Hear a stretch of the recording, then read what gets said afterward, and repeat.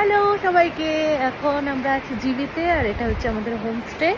হোমস্টের পিছনের ভিউ, একটা নদী বই চলেছে, মানটাই হাই বলছে। আর পিছনে এই যে অ্যাপেলের বাগান, এর গ্রাম, ওখানে আমরা রাত্রে রান্না করে খাবো। মাইনাস ছিল, -5 ডিগ্রি ছিল, তো পুরো জল বরফ হয়ে গেছে পুরো এই দিকটা উপরটা। এই যে এরা শীতকালের জন্য বিচুলি ঘাস সব রেখে দেয় গবাদি পশুকে খাওয়ানোর জন্য। এটা একটা হিমাচলের গ্রাম, যে সব কাঠের বাড়ি, মাটির, কত কষ্ট করে মানুষ এখানে থাকে। এটা পুরো অ্যাপল আর নেসপাতির বাগান।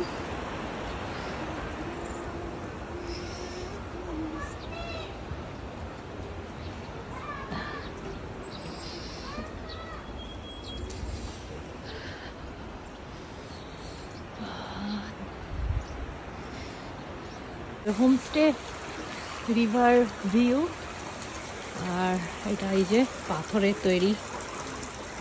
পাশে যারা হোমস্টের মালিক তারা থাকেন এখানে।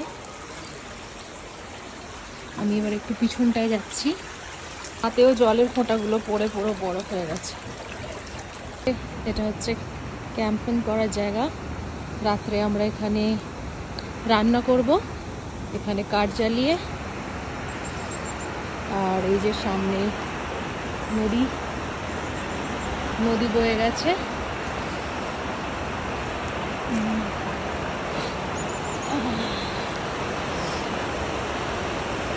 পাহাড়ি নদী, ছোট্ট পাহাড়ি নদী। আর এই যে আমাদের হোমস্টে, এটা একেবারে নদীর সামনেটা চলে এসেছি। পিছনটা এবার দেখাই।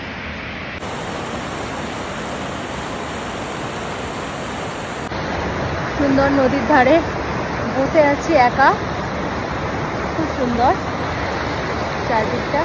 এখানে এটা একটা বাঁধ দেওয়া আছে যাতে পিছনের ঘরগুলো সুরক্ষিত থাকে, কারণ এখানে যে কোনো সময় বন্যা চলে আসে, বাঁধ ভাঙারও সম্ভাবনা থাকে, পাড় ভাঙানো। খুব সুন্দর জায়গা। এই যে পিছনে আমাদের হোমস্টে দেখা যাচ্ছে, এটা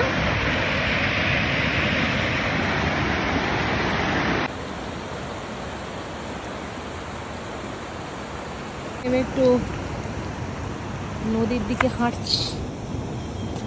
অ্যাকচুয়ালি আমার এই জুতোটা ঠিক নয় পাথরের উপর হাঁটার জন্য। যাই হোক, তার আমি চেষ্টা করছি হেঁটে যাওয়ার। কি আছে এদিকটা?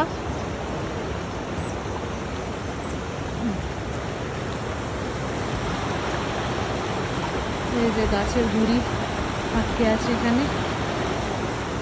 আর কি যাওয়াটা ঠিক হবে এরকম জুতো পরে? খুবই মুশকিল। ঠিক আছে, তাও চেষ্টা করছি। একটা কাছেই চলে এলাম, অনেকটা রাস্তা পেরিয়ে। এখানে নদীটা খুবই সুন্দর লাগছে দেখতে। অনেক সামনে চলে এসছে এখন নদী। জলকে হাতও দিতে পারবো। এখন নদীর অনেকটাই সামনে চলে এলাম। অনেক খরস্রোতা নদী। অ্যাকচুয়ালি নদীটা বড়, কিন্তু স্রোত অনেক কম। বর্ষাকালে স্রোত অনেক বেশি থাকে, এখন যেহেতু শীতকাল সেজন্য স্রোত অনেক কম। আর একটু সামনে যাওয়ার চেষ্টা করছি, ব্যাস। এর থেকে বেশি আমি আর যেতে পারবো না, কারণ এর থেকে বেশি যেতে গেলে আমি পড়ে যাব। এখানে বোধহয় একটা খুব বড় গাছ ছিল, গাছটা কেটে দেওয়া হয়েছে। খুব সুন্দর লাগছে। ফুলগুলো দেখে ভেবেছিলাম হয়তো নকল ফুল, আসলে এগুলো পাহাড়ি ফুল। ये फूल कहाँ मिला आपको? अच्छा, बड़ा बड़ा पराठा, चाय, পাহাড়ি পরাঠা। তুমি কি খাবে? পরোটা খাবে তো? না, দেখি তোমার মুখটা একটু দেখো না। আমরা তুলি মানটা এখানে বরফগুলো কালেক্ট করে রেখে দিয়েছে। সুন্দর প্রকৃতিকে উপভোগ করতে করতে এখন চা খাবো।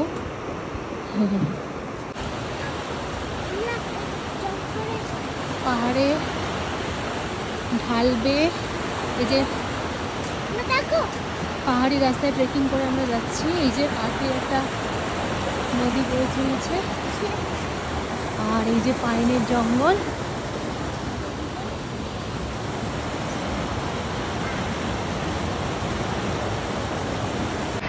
সামনেই পাইনের জঙ্গল আর নদী বয়ে চলেছে।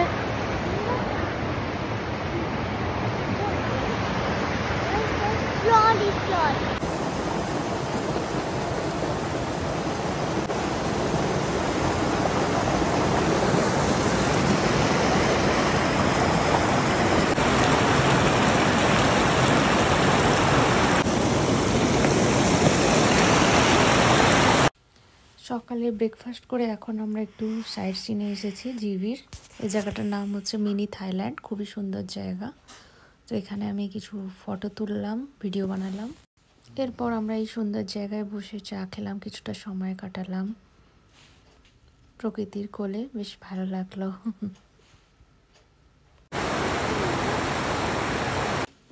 এরপর আমরা এলাম আমাদের সেকেন্ড ডেস্টিনেশন জিবি ওয়াটারফলসে, একটা ছোট্ট সুন্দর ওয়াটারফলস।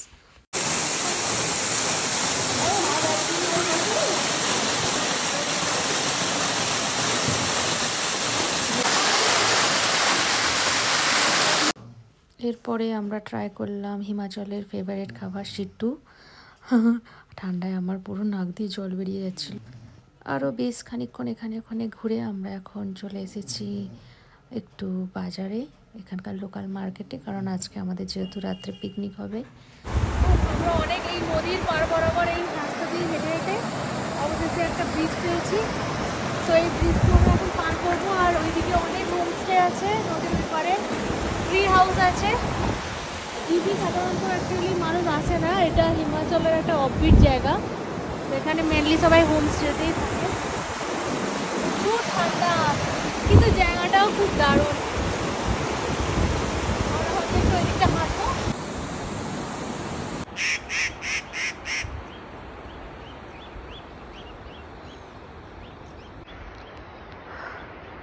হিমাচলে এসে এই জায়গাটাই আমার সব থেকে ভালো লেগেছে, কারণ এখানে খুবই শান্তি, বেশি লোকও নেই, পুরো সুইজারল্যান্ডের মতো ভাইব দেয়। পাখিদের আওয়াজ আর নদী বয়ে যাচ্ছে, নদীর কুলকুল শব্দ।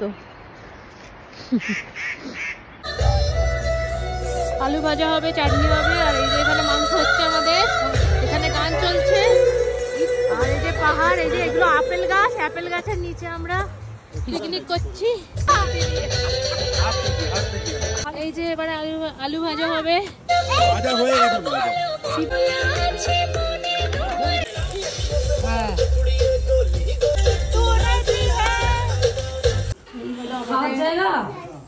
খাবার করে আমরা এখানে এবার খাবো। এই যে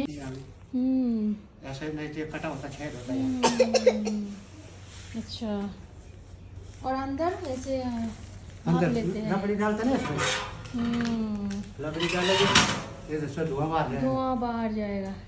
उधर भी ऐसा ही है, बस इसमें छेद होता तो खाना भी बना सकते हैं।